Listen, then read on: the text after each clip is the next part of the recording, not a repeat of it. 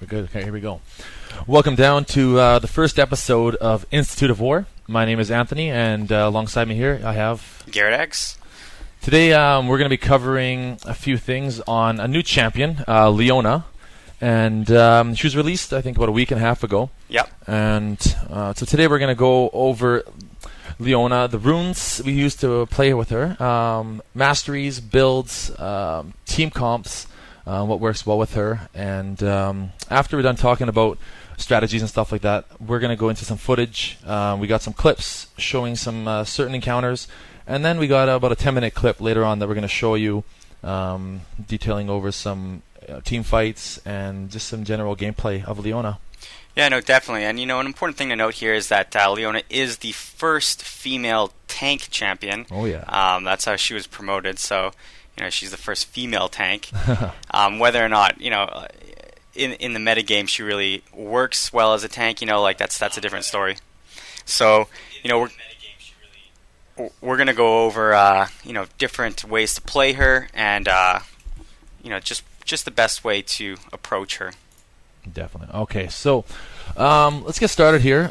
So Leona, you can purchase her in the shop for 975 RP or for 6,300 IP. Leona is a tank, and she does use ability power when she's using all her abilities. Yeah, so all her abilities scale off ability power. Now, the important thing to note here, though, is her ability power ratios aren't that high. No. So I tested out some builds with her just stacking pure AP, and they really didn't work out too well. It just made her, it did a little bit more damage, but I think her ratios were around 0.3, roughly. I believe so. I'm not too sure. Don't quote me on that. So, they were about 0.3 to 0.4. So, yeah. So they're not super high ability power ratios as you see on some champions where it's more like 1.0, 1.5, where you're really getting that benefit of stacking that AP. Yeah, well, they don't want to build her, make her too overpowered by having her as a caster slash, tank. It would just be too much. So basically, yeah, she is a tank, but she does, have some very crucial and important roles in a team fight. And so here are some of her abilities. We have her Q, which is Shield of Daybreak. I can get Garrett. You can go over them, and I can just kind of. Sure. Yeah. No. So her Q is basically a short stun. So it makes your next attack stun the target for a certain duration, and it also applies her passive. Now, her passive is one of the most kind of unique things to a tank class character that they implemented into the game so far. Now, what that does is it puts what's called sunlight on the target, and when one of your allies uses an ability or attacks that target that has sunlight on it, it uses up that charge and does magic damage to your target. Yeah, so basically, with all her abilities, though, apply sunlight onto the target. And it's not like Lux's sunlight, whatever the name is for that. Hers is only with auto attacks. With Leona here, you can use attacks or any summoner abilities.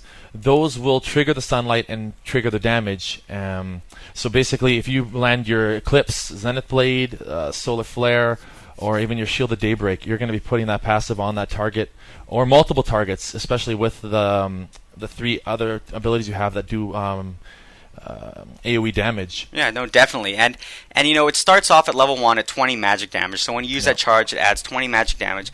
But, it's not that much at that low level. But as soon as you start getting into the higher level end game, mid to end game, at level 18, it does 140 magic damage, which, it's not a huge number, but when you start adding it up, it really makes a huge difference. You throw your ultimate on the ground, it throws sunlight on every single one of those. You follow it up with like a brand, pillar, or an Anivia circle, or any kind of AoE ability, and it'll absorb all of those charges and do 140 damage to each one of those targets each time. Yeah. So the other thing that has AoE is both her Eclipse and her Zenith Blade. So you can really start pumping out huge numbers when you're doing those group battles. So alone, Leona is not so powerful by herself, but when she starts entering those small skirmishes and group battles, she really becomes a force to be reckoned with. Yeah, we're going to be covering that a little later with our team comps and the use of Leona with her allies. Like Garrett was saying, alone it's really not effective to get all the sunlights triggered. But when you're in a team comp, your Eclipse, which is W. It's a shield that gets applied to you. It gives you increased armor and magic resistance. And when the duration is finished, if nearby enemies or champions are around, if it hits them, it puts the duration back on the shield, so it gives you more armor and magic resist for a longer duration, basically. So it's an extra 3 seconds, actually. Extra 3 seconds, yeah. It makes a huge difference. And in addition to that, it also slows the targets around you. So, once Leona gets on you, it becomes very difficult for you to get away from her, especially when you combine her abilities with an item like Rylai's Crystal Scepter, which is a great item on her. It gives you extra HP, some ability power, and adds that extra slow. So it makes it a really hard champion to run away from. Yeah, well, if you're trying to run away from her, she can easily catch up to you by dropping her E, which is Zenith Blade. Basically, she tosses a solar image of her sword at... basically, how it works is if it casts in a straight line, and if it hits a champion, it will go to that champion and stun them, briefly stun them. Well, it goes to the last champion. And yes, now if there's 2 champions in a row, though, like Garrett was just saying, it will go to the furthest champion away from you. So it's really good for initiating on team fights and getting right into the middle of battle. Yeah. Leona's a great character at going straight for that AD or AP carry on the other team and going right to them, throwing an exhaust on them, landing your stun, and really making it a hard job for that AD or AP carry to get what they need to get done in a fight. So she's a huge disruptor for those carries. Yeah. Now we're going to go over to her ultimate now, Solar Flare. Solar Flare is a really great move. The distance on it is huge. It's got a fairly large AoE circle radius that it can land on, and basically she calls forth, a beam of light that hits the ground, and anyone in the direct center of that Solar Flare is stunned.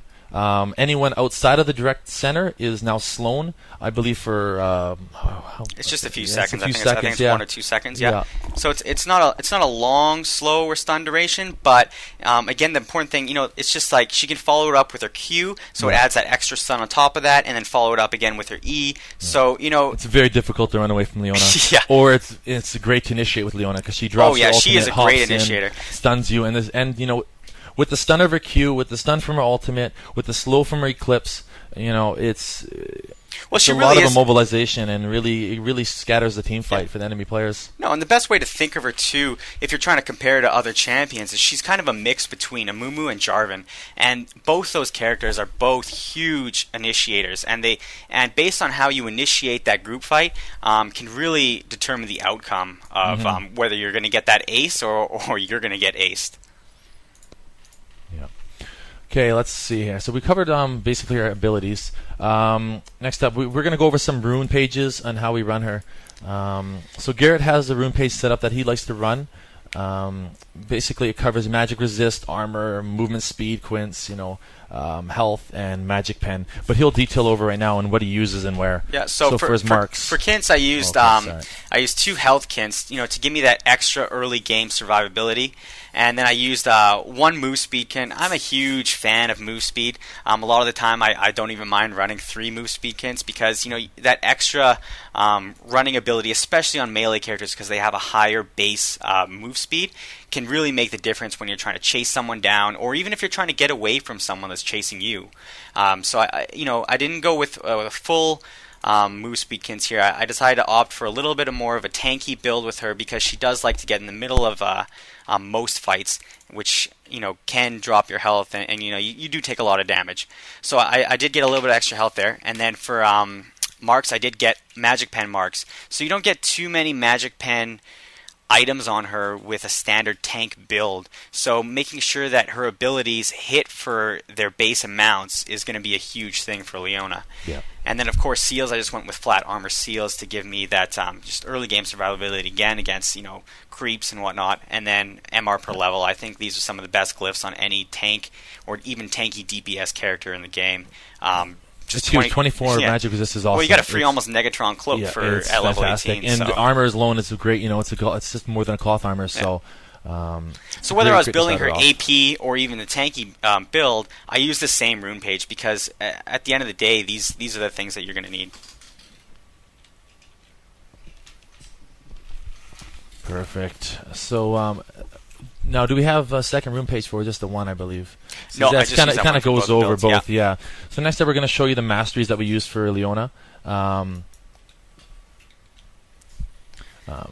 Basically, we run Leona as a 9-21-0, and for those that don't play League of Legends or don't understand that, basically there's 3 sections of the mastery pages. The first on the very left in the red is offense. Basically, all your offensive moves and all the extra damage and attack speeds, armor pens, magic pens are found in there. The second is defense. You can increase, of course, defense, armors, magic resists, dodge, health, and in the utility tree, which we don't have any points in for this build, but it really helps with cooldowns, health regen, mana regen, duration of neutral creep buffs, which you can get in the jungle. And those kind of the 3 areas that you can use. But for Leona, we're using a 9-21-0 build. And Garrett can just run you through what he uses. Yeah, so for the offense tree, I put 9 points in there. So, I pick up the Archmage's Savvy, so I get that ability power per champion level. So, it just gives that extra little bit of damage. With Leona, I don't really need the crit, so I don't need that. And then I got Cripple. So when I was running Leona, both in the tanky DPS and, with more of a Magic Pen DPS build, I got Exhaust, and Exhaust is huge because I'm diving in there and I'm going right for their AP or AD carry, and I'm throwing Exhaust on them, and I'm trying to disable them as much as I can. Then of course, getting reduced cooldowns with sorcery, and then the Archaic Knowledge for the extra spell pen. And then into the defense tree, I went and I got Preservation and Hardiness, so I get that extra magic resistance and extra armor. And then I get Strength of Spirit, so I increase my health regeneration by 1% of my maximum mana. And then I went and got the Evasion, so I increased the dodge percent by 2%. And then I went down into Veteran Scars, so I got a little bit of extra health, the ability power bonus and attack speed by 4%, and then of course all the way down to Tenacity. So I reduce all damage dealt to my champion by 4%. So, standard most tank builds. I didn't get defensive mastery for the less damage from the creeps and whatnot. And so that's pretty much that build. And then I went for my Magic Pen build. I went still those 9 points into offense. So same thing there. There's no variance there. I want those things. They're pretty much essential to the core of Leona. And then I put 21 points into utility. So I went there, got the Preservance, so I got extra health, mana regeneration, good hands, so I reduced time spent dead, and then of course extra 5% experience is always huge, and greed. Now Leona's not a very good farming champion early game, so every little bit of extra gold helps. Yeah, definitely. And then, of course, more mana regeneration. I found I didn't have too many mana problems, which is one of the things that I really liked about Leona. As soon as I got that Philo Stone, which I almost built on almost every tank/tanky DPS character, and as soon as I got that, I really didn't have any mana problems at all. I could spam my abilities, I could sit in the lane, and I didn't really have any problems mana-wise, which is a huge major props to Riot in the way that they balanced her. I thought they did a really good job. I think she's not too overpowered out of the gate, and she's not too underpowered either. She's a fairly balanced character and fits the roles that she's designed for. Yeah. She's not really meant to be, the one doing all the damage, but she's there for all the stuns, initiating, and she really gets in your face and can really devastate the team. Yeah, so those are the mastery builds. Yeah. Okay, so with so going over the masteries now and kind of talking about initiating as it was, what kind of team comps would you want to play in? Like, using Sunlight to the most efficient way would be having a team that has maybe some AoE damage. So, Garrett had a chance to really get some hands on with her, and using that to the most would be the best. Like having an Annie or a Brand in the team to really, initiate with those Sunlights. Whenever Leona gets in the middle of the battle, drops 3 Eclipse, everyone's lit up with that Sunlight. You want to make use of it because it only has 3.5 seconds until it fades.